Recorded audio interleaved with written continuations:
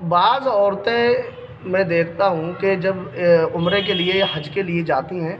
تو چہرہ کھولنا فرض ہوتا ہے حالت احرام میں۔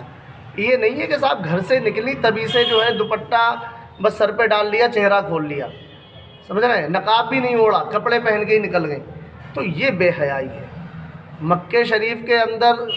تو میقات سے ہی احرام پہن کر جانا لازم ہوتا ہے، تو جب میقات آئے اس سے پہلے نیت کر لے، پھر چہرے کو نہیں چھپا سکتی ہے کہ حالت احرام میں ہے، سمجھ رہے ہیں۔ اب جب اس نے طواف کر لیا، سعی کر لی، اس کے ارکان حج ہے یا عمرہ ہے، اس کے ارکان ادا کر لیے، تو چہرے کو اسی طریقے سے ڈھانپنا فرض ہو جائے گا جیسے کہ اس سے پہلے تھا۔ بعض عورتیں کیا کرتی ہیں، اب چہرہ کھلا ہی ہے ان کا، جب تک وہ مکے میں رہیں، مدینے میں رہیں، بلکہ بے حیائی کی حد تو یہ ہے اس نبی کی بارگاہ میں جس نے پوری زندگی یہ تعلیم دی کہ عورتوں کو پردہ کرنا چاہیے، عورتیں جو ہیں مدینہ شریف جاتی ہیں، مسجد نبوی میں سرکار کے روضے کے سامنے بھی چہرہ کھول کر کے وہاں کھڑی رہتی ہیں۔ تو یہ بے حیائی اور بے غیرتی ہے، اور حد درجے کی بے غیرتی ہے،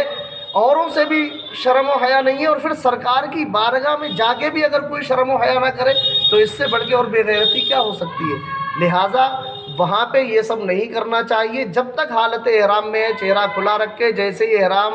سے نکل جائے، ارکان ادا کر لے، فوراً اپنے چہرے کو ڈھانپ لینا چاہیے۔ اگر ایسا نہیں کرتی ہیں تو سخت گناہ گار ہوں گی، اور پھر یہ اللہ کے رسول کے دربار کی بے ادبی بہت زیادہ ہے، لہذا ایسا نہیں کرنا چاہیے۔ یہ ہماری بھی ذمہ داری ہے کہ ہم جن کو ساتھ میں لے کے جاتے ہیں انہیں یہ باتیں بتائیں، سمجھائیں، حالت احرام میں چہرے کو کھولیں اور اس کے بعد پھر اپنے چہرے کو ڈھانپ لیں، اور سرکار کے روضے پہ جب حاضر ہوں تب بھی چہرے کو ڈھانپ کر کے ہی حاضر ہونا چاہیے۔